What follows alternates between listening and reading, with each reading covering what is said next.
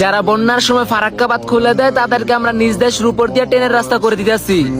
আমার কথা শুনতে খারাপ লাগলে মাফ করে দিবেন। আমরা খাল কেটে কুমির আনতাছি, আপনি একটু খোঁজ নিয়ে দেখেন। এই সিদ্ধান্তে দেশের কোনো মানুষের খুশি না।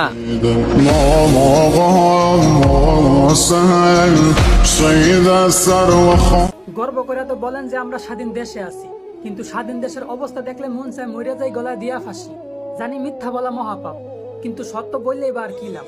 তাদের কান পর্যন্ত তো আর কখনোই পৌঁছায় না আমাদের এই কথাগুলোর তাপ। লক্ষ কোটি মানুষের জীবনের বিনিময়ে সোনার বাংলাদেশ স্বাধীন করলো, সেই দেশের মধ্য দিয়েই নাকি অন্য দেশের মানুষ যাতায়াতের রাস্তা করলো। কোন উপহাস না, একটা প্রশ্ন করতে চাই, নিজের ভালো তো পাগলও বুঝে, তাহলে আপনারা কেন বুঝেন নাই? তবে এর পরিণাম খুব ভয়াবহ হবে, বুঝতে পারবেন পরে ঠেলা। যখন আপনার জীবনেও অন্ধকার নাইমা আসবে, সেদিন ফুরায় যাবে ওই সুন্দর দিনের বেলা।